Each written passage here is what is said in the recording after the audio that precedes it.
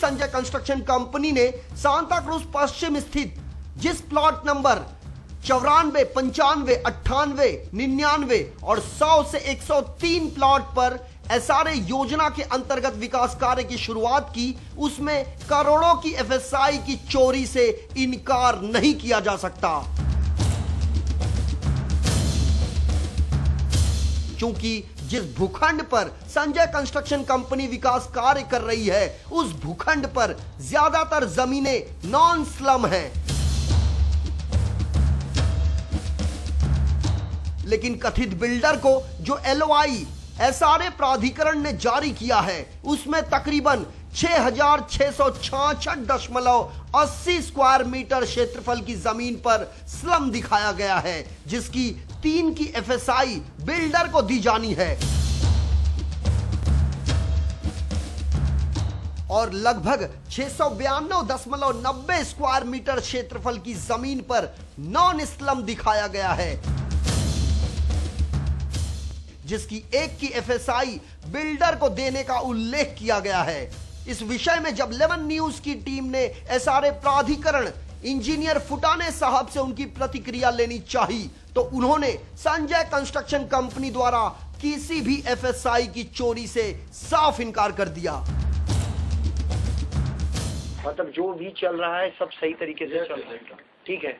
और यदि डॉक्यूमेंट में कोई चीज निकलती है तो उसके लिए इमीडिएट एक्शन नहीं, तो उसके लिए जवाबदार किसे माना जाएगा? हम लोग ने सिटी एसओ को लिखा है चेक करने को, भीड़ का जो इशू है, प्रॉपर्टी का हम लोग ने मेरे ख्याल से लीगल को भेजा था, उन्होंने क्लियर कर दिया। फुटाने साहब, एफएसआई की चोरी हो रही है, नंबर 1।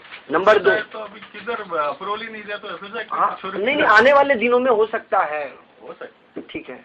और दूसरी बात वहाँ है ना, उसके लिए है ना, आप हमको सहकार्य करें, हम डॉक्यूमेंट दो, हम लोग जरूर कार्रवाई करें। हाँ, नहीं, लेकिन वहाँ पे जो कोर्ट के ऑर्डर्स हैं, जो बाकी के पेपर्स हैं, उससे कुछ नहीं, इसका तो क्लियर हो गया है।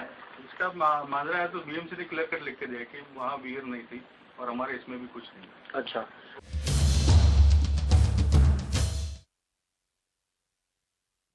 अजीब बात है, हम डॉक्यूमेंट सरकार से हासिल करते हैं, सरकारी अमला कह रहा है हमें डॉक्यूमेंट दो तो हम कार्रवाई करेंगे। ये कौन सा तंत्र है, समझ में नहीं आया।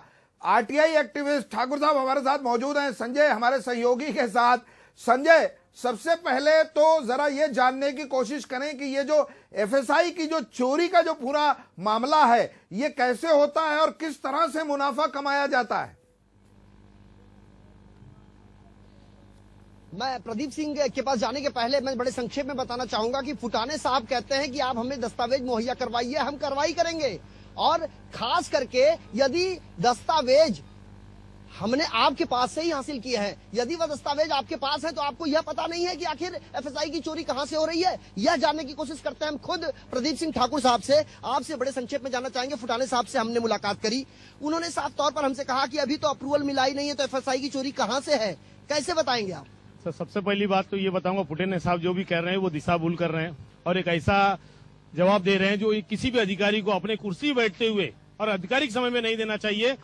ये बोलते अप्रूवल हमने दिया नहीं है। मुझे ये समझ में नहीं आता, जब आपने एलओआई पास कर दिया, लेटर ऑफ इंटेंट, और उसके अंदर अपने रिकंडीशनर कर दिया कि आपको इतनी एफएसआई हम देने वाले हैं 3 की, और उसके विषय में मैं आपको बताता हूँ। Total plot area 6,666 square feet है, 666,000 स्क्वायर फीट है और 666,000 स्क्वायर फीट में तकरीबन उन्होंने 600-650 स्क्वायर फीट का एरिया, स्क्वायर मीटर का एरिया इन्होंने नॉन स्लम प्लॉट बताया। जबकि इनका जो सर्वे प्लान है वो आप देख लीजिए, जो इनके डिपार्टमेंट नहीं बनाया है, इनका सर्वेयर, बिल्डर के सर्वेयर का जो प्लान है 2004 का, उसमें भी देख लीजिए, इसके तकरीबन 60% एरिया नॉन स्लम है और सिर्फ 40% एरिया स्लम प्लॉट है।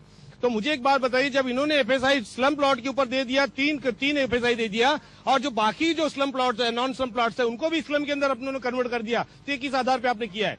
क्योंकि अगर नॉन स्लम प्लॉट पे आपको एफएसआई देना तो 1 की एफएसआई देना है, ना कि 3 की एफएसआई। तो ये चोरी वहां पे और तकरीबन 50 से 100 करोड़ की चोरी है, ये मैं आपको खुला एकदम क्लियर कट बता रहा हूँ। मैं बड़े संक्षेप में बताना चाहूंगा जैदी साहब, क्योंकि जो दर्शक हैं वह शायद तकनीकी चीजों को नहीं समझ पा रहे होंगे, मैं उनकी भाषा में उन्हें समझाने का प्रयास करता हूं। जो जिस इलाके में संजय कंस्ट्रक्शन कंपनी विकास कार्य कर रही है वह एक प्लॉट है। उस प्लॉट में दो हिस्से हैं, एक छोटा हिस्सा है, एक बड़ा हिस्सा है। बड़ा हिस्सा जो है वह 6,666 के आसपास है और जो छोटा हिस्सा है वो 690 के आसपास है। 690 के आसपास का जो भूखंड है उस पर स्लम है, उस पर झोपड़े हैं और उसी की उसे एफएसआई मिलनी है।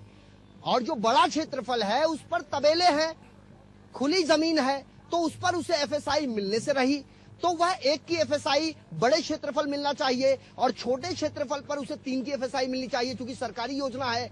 यहां पर बिल्डर ने उसके ठीक विपरीत जो बड़ा भूखंड है उसे वह दिखाने की कोशिश कर रहा है कि इस पर झोपड़े काबिज हैं, अतः हमें 3 की एफएसआई दी जाए। और ठीक उसी के मन मुताबिक जी, और उसी के मुताबिक यानी इसको इस तरह से कहें, संजय, इस तरह से कहें कि एक प्लॉट है जिसके 10% पे स्लम है और बाकी 90% खुली जगह है, तबेला वगैरह है। इन्होंने क्या किया कि 90% को स्लम बता दिया, 10% को खुली जगह बता दी। जाहिर है खुली जगह पे जो एफएसआई है वो 1 होगी, स्लम की एफएसआई 3 होगी, यानी 90% में 3 की एफएसआई लेने का इतना बड़ा काम, इतना बड़ा फेरबदल। संजय मिश्रा, आपको क्या लगता है, क्या बिना अधिकारी, प्रशासनिक अधिकारियों की मिली भगत से पॉसिबल है? ऐसा हो सकता है क्या? और ऐसे विभाग में जिसकी देखरेख खुद मुख्यमंत्री कर रहे हो? बिल्कुल नहीं। आर्थिक राजधानी मुंबई, 7 अट्टालिकाओं पे खड़ी मुंबई, स्कॉटलैंड यार्ड के नाम पर दूसरे नंबर पर जाने वाली मुंबई पुलिस, महाराष्ट्र अपने आप में विकास के लिए नंबर 1 पर गिना जाता है, जिसके मुख्यमंत्री साहब हैं कांग्रेस पार्टी और राष्ट्रवादी कांग्रेस पार्टी की साझा सरकार, जिसके मुखिया पृथ्वीराज चौहान साहब। बिना इनके एक पत्ता इस मुंबई में नहीं हिल सकता, यही सत्य है। मुंबई पुलिस के तकरीबन 92 से 94 पुलिस स्टेशन यहां पर स्थित हैं। डीसीपी के 10-10 जोन हैं, एडिशनल के 4 जोन हैं, क्राइम ब्रांच हो, एटीएस हो, एंटी करप्शन हो, तमाम पुलिस के ही विभाग हैं। ऐसे में यहाँ पर जो चल रहा है क्या उन्हें दिखाई नहीं दे रहा है? यह सवाल बेहद गंभीर है। और खास तौर पे जब उसी कंस्ट्रक्शन कंपनी के लोगों के खिलाफ 3 बार संगीन जुर्म में एफआईआर दर्ज की जा चुकी हो। बिल्कुल, 302, मुझे वह दिन आज भी याद है। 26 जनवरी के एक रात पहले यहाँ पर मर्डर हुआ था, हत्या हुई थी। हत्या किसी व्यक्ति की नहीं हुई थी, एक कर्मचारी की हुई थी, लेकिन वह भी अपने आप में एक मनुष्य है। आज तक उसके लिए किसी ने क्या किया? कुछ नहीं किया। सांता क्रूज पुलिस स्टेशन ने एक एफआईआर दर्ज किया 302 और इसमें 7 लोगों को आरोपी बनाया। बड़े हास्यास्पद मैं आपको बताना चाहूंगा कि जो इसमें मेन एक्यूज था वह खुद आदित्य केडिया और कीर्ति केडिया था और उसे धारा 302 के तहत यहां पर बंद किया गया। लेकिन जो राजीव चौहान जो इन्वेस्टिगेशन ऑफिसर है, मैं उनके बारे में आपको बड़े संक्षेप में बताना चाहता हूं। बताने का मकसद सिर्फ एक है कि बात खुलेगी तो बेहद दूर तक जाएगी। यह कंक्रीट उनके खिलाफ कार्रवाई भी हुई थी, बेहद गंभीर मसला है। उस अफसर के खिलाफ कार्रवाई भी हुई। लेकिन जब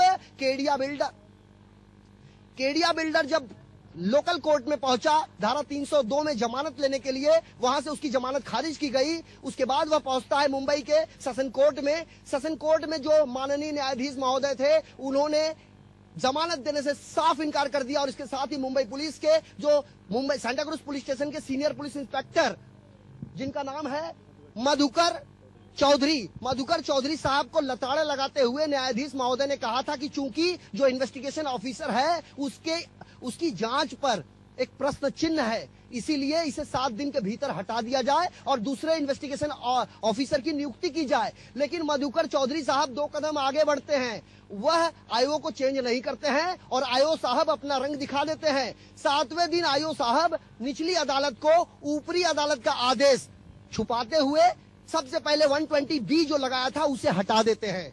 120B हटा के 12वें दिन 169 करके बिल्डर को पूरी तरीके से बाइज्जत बरी कर देते हैं। बहुत गंभीर मसला है। संबंधित जो समय की कमी है वो अभी भी जेल में। बिल्कुल संजय, समय की कमी है। बहुत गंभीर मसला है। केडिया ब्रदर्स जो कि संजय कंस्ट्रक्शन कंपनी के मालिक हैं, उनके खिलाफ 302 का मुकदमा चल चुका है। उनको कैसे रिहाई मिली, इसकी दास्तान आप संजय मिश्रा से सुन चुके हैं।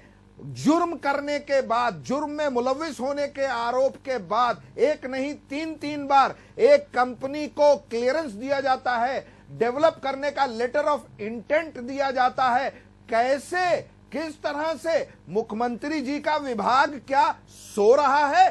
क्या ट्रैक रिकॉर्ड नहीं देखा जाता है बिल्डर्स का? अलॉट करने से पहले, लेटर ऑफ इंटेंट देने से पहले जिसकी हिस्ट्री शीट बनी हो, जिसके इतिहास में यह शामिल हो कि यह जुर्म में मुलविस रहा है, उसको लेटर ऑफ इंटेंट जारी कैसे हुआ?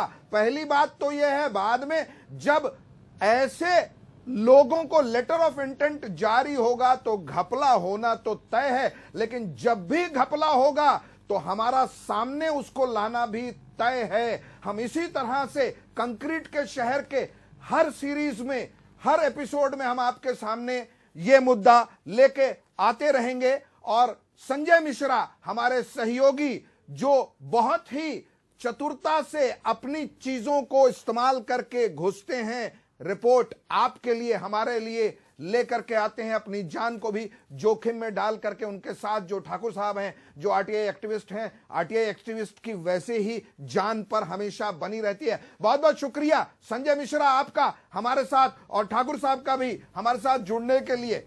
इस कंक्रीट के शहर की ये किस्त, आज की किस्त यहीं खत्म होती है, लेकिन अगली किस्त में हम फिर खुलासा करेंगे किसी और बिल्डर के और प्रशासनिक अधिकारियों के नेक्सस का।